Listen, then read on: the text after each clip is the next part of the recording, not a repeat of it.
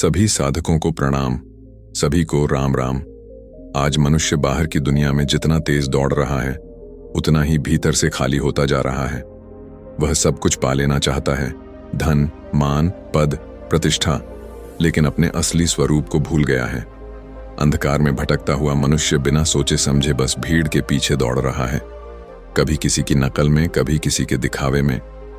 पर जब रात गहरी होती है और मन शांत होता है, तब भीतर से एक आवाज आती है, मैं कौन हूं?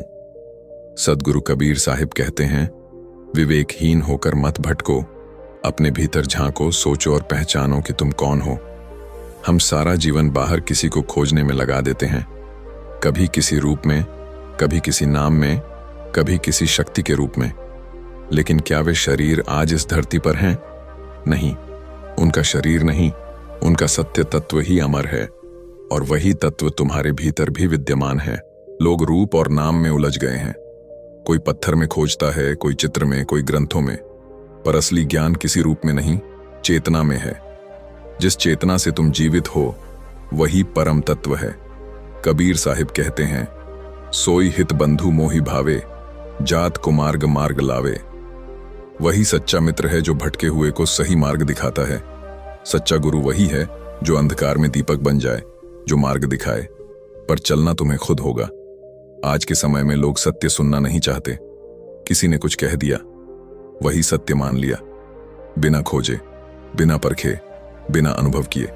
साहिब कहते हैं, चाहे जितना सत्संग सुनो, अगर अमल नहीं किया तो क्या लाभ? ज्ञान तभी सार्थक है जब वह आचरण में उतर जाए।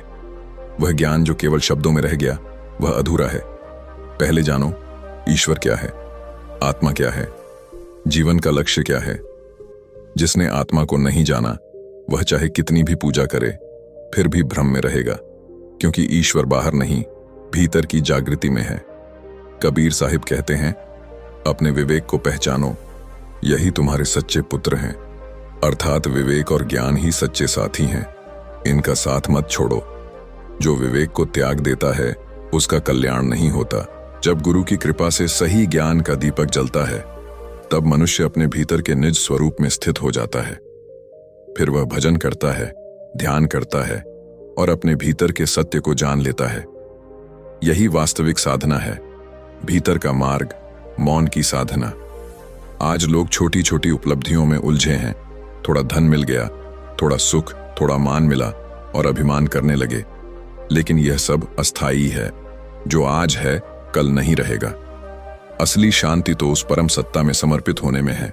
जब मनुष्य कहता है, जो तू चाहे वही हो, तभी भीतर से स्थिरता आती है। कबीर साहिब का वचन है, दिया न खाता, न किया पयाना, मंदिर भया उजाड़। अर्थात जो व्यक्ति धन तो जोड़ता है, पर न अपने लिए उपयोग करता है, न किसी और के लिए, उसका घर अंत में उजाड़ हो जाता है। इसलिए धन का सदुपयोग करो, दान करो, परोपकार करो, दूसरों के लिए जियो। धन नहीं, कर्म से मनुष्य महान बनता है। वह ही अमर रहता है जो दूसरों के जीवन में प्रकाश बनता है। साहिब कहते हैं, देह हिलाए भक्ति नहीं हुई। भक्ति कोई नाच गान नहीं है। भक्ति मन और आत्मा की गहराई में उतरना है। मन नाचता है, आत्मा नहीं। हमें मन को वश में करना है, न कि मन के वश में होना। जिसके मुख में प्रभु का नाम है, पर हृदय में कठोरता है, वह भक्ति को नहीं समझा। गुरु का सम्मान करो। अगर किसी गुरु के मार्ग से सहमति न हो, तो शांत होकर अलग हो जाओ, पर निंदा मत करो। निंदा करने से हम उसका कर्म अपने सिर पर ले लेते हैं। लोग कहते हैं, मैंने किसी का बुरा नहीं किया, फिर भी मुझे दुख क्यों मिला? क्योंकि निंदा, ईर्ष्या और द्वेष से हम अपने पुण्य खो देते हैं। कबीर साहिब कहते हैं, निंदक नियरे राखिए, आंगन कुटी छवाए। क्योंकि निंदक हमारा अहंकार तोड़ देता है और हमें आत्मचिंतन सिखा देता है। पर आज लोग निंदा का जवाब निंदा से देते हैं, यही अज्ञान है। साहिब कहते हैं, 184 जीव जंतु में भटक भटक दुख पाए। जो आत्मा को नहीं पहचानता, वह जन्म जन्म भटकता रहता है। आत्मा को पहचानो, वही मुक्ति का मार्ग है। वही परम तत्व है जो सब में व्याप्त है। वही एक शक्ति है जो सबका आधार है। कबीर साहिब आगे कहते हैं, बीजक कीते वियोगते भय अनाथा। हे मनुष्य, तू अपने आत्मा को भूल गया है, देह को ही सब कुछ मान लिया है। पर देह नश्वर है, इसलिए तू अस्थिर है। वेदों में जो यज्ञ बताए गए हैं वह केवल अग्नि में आहुति देना नहीं है। असली यज्ञ है ज्ञान, कर्म और जप का यज्ञ। जो इसे समझ लेता है वही सच्चा साधक है। जो केवल दिखावे के योग में लगे हैं वे बाहरी खेल में उलझे हैं। असली योग है आत्मा का परमात्मा से मिलन। जिस तरह दूध में घी छिपा होता है वैसे ही हर प्राणी में परम तत्व छिपा है। जब तक देह का अहंकार है वह तत्व नहीं दिखता, और जब अहंकार पिघल जाता है तब भीतर का अमृत प्रकट हो जाता है। कबीर साहिब कहते हैं, जब मैं था तब हरि नहीं, अब हरि है मैं नाही। अर्थात जब मैं मिटा तभी वह मिला। मैं और वह साथ नहीं रह सकते। जिसने स्वयं को जाना उसने परमात्मा को जान लिया, और जिसने परमात्मा को पाया वह स्वयं से परे चला गया। यही है सूरत शब्द योग, आत्मा का परम तत्व से मिलन। यह कोई बोलने वाला शब्द नहीं है, यह अनुभव है, मौन की गहराई में मिलने वाली अनुभूति। साहिब का यही संदेश है, सत्य की खोज करो, नाम सुमिरन करो, अनुभव से जानो, केवल सुनकर नहीं। जैसे शिक्षक बच्चे को 2+2 4 समझाता है, वैसे ही अध्यात्म में हर बात को अनुभव से प्रमाणित करो। केवल तभी ज्ञान सच्चा होता है। प्रिय साधकों, यही है अमृत वचन। बाहर नहीं, भीतर खोजो। वही तुम्हारा परम मंदिर है, वही तुम्हारा असली ईश्वर है, वही शांति का सागर है। जब मन भीतर स्थिर होता है तब जीवन बाहर से भी सुंदर हो जाता है। हर कर्म में प्रकाश झलकने लगता है, हर शब्द में प्रेम और हर सांस में भक्ति। भीतर का प्रकाश जगाओ, वही मुक्ति का मार्ग है। आपका जीवन सत्य, प्रेम और शांति से भरा रहे। दोस्तों, इस संसार में गुरु से बड़ा कोई वरदान नहीं। मां जन्म देती है शरीर को, पर गुरु जन्म देता है चेतना को। मां आंखें देती है जिससे हम बाहर की दुनिया देखते हैं, पर गुरु वो दृष्टि देता है जिससे हम भीतर की दुनिया को देख पाते हैं। अब सोचिए, अगर वही गुरु जो हमारे अंधकार को मिटाता है, जिसकी कृपा से हमें दिशा मिलती है, अगर उसी गुरु की निंदा की जाए तो क्या वह केवल शब्दों की गलती होगी?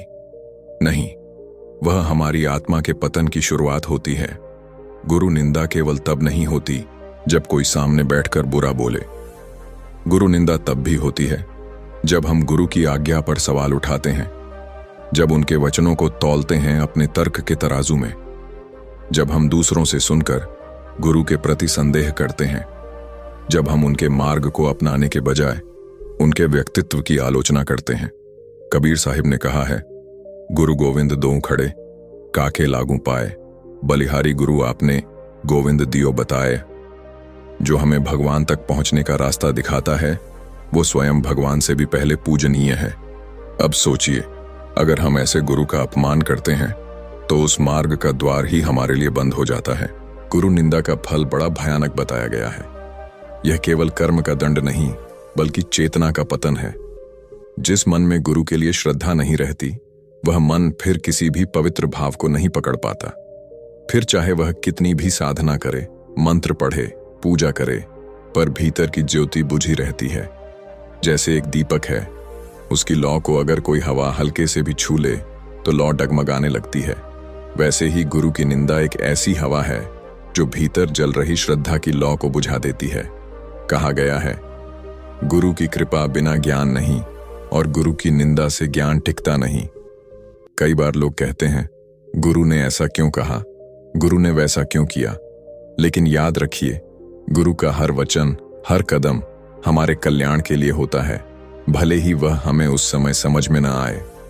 गुरु का काम हमारी सुविधा नहीं, हमारी आत्मा की जागृति है। एक उदाहरण समझिए, एक रोगी है, डॉक्टर उसे कड़वी दवा देता है। अगर वह कहे, डॉक्टर बुरा है, ये तो मुझे कष्ट दे रहा है, तो क्या रोगी ठीक होगा? नहीं, उसे दवा का स्वाद नहीं, उसका असर देखना चाहिए। गुरु भी वैसा ही करता है। कभी डांटते हैं, कभी रोकते हैं, कभी हमें हमारे भ्रम से टकराते हैं, क्योंकि वे हमें मुक्त करना चाहते हैं।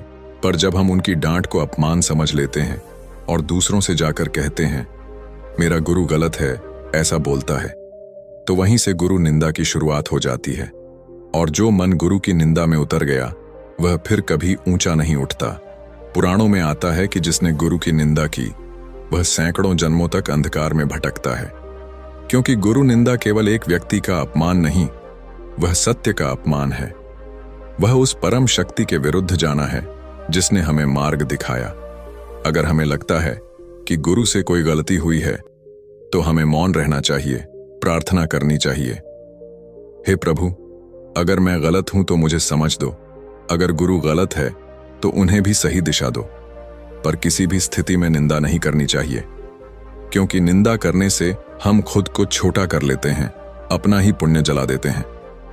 कबीर साहिब ने एक और गहरी बात कही, सतगुरु निंदकू ठौर न पावे, जन्म जन्म पछुतावे। जो गुरु की निंदा करता है वह अपने ही हाथ से अपने सौभाग्य को खो देता है। फिर चाहे वह कितने भी शास्त्र पढ़ ले, कितनी भी पूजा कर ले, पर उसका मन फिर कभी निर्मल नहीं रहता। गुरु निंदा का सबसे बड़ा परिणाम यह होता है कि मन फिर किसी के प्रति भरोसा नहीं कर पाता। वह हर व्यक्ति में कमी खोजता है, हर सत्य पर संदेह करता है और धीरे धीरे भीतर का प्रकाश बुझ जाता है। दोस्तों, अगर जीवन में शांति चाहिए तो एक नियम याद रखिए, गुरु के प्रति अटूट श्रद्धा रखो। चाहे तूफान आए, चाहे परिस्थिति बदले, श्रद्धा न डिगे, क्योंकि श्रद्धा ही वह पुल है जो मनुष्य को ईश्वर से जोड़ता है। आज इस वीडियो के माध्यम से बस यही कहना चाहता हूं, अगर आप जीवन में ऊंचाई चाहते हैं तो अपने गुरु का आदर करें, उनके वचनों पर चलें, उनकी आलोचना नहीं बल्कि आशीर्वाद मांगें, क्योंकि गुरु का आशीर्वाद ही वह चाबी है जो आपके भाग्य के बंद दरवाजे खोल सकती है। तो मित्रों, आज से एक प्रण करें, कभी किसी गुरु की निंदा नहीं करेंगे, न अपने गुरु की न किसी और के, क्योंकि जो दूसरों के गुरु का अपमान करता है वह अपने ही गुरु की कृपा खो देता है। गुरु निंदा का अंत अंधकार है और गुरु श्रद्धा का अंत प्रकाश। अगर आपको यह विचार अच्छा लगा तो इसे अपने हृदय में उतारिए, अपने जीवन में अपनाइए, क्योंकि ज्ञान तभी सार्थक है जब वह हमारे आचरण में झलकता है।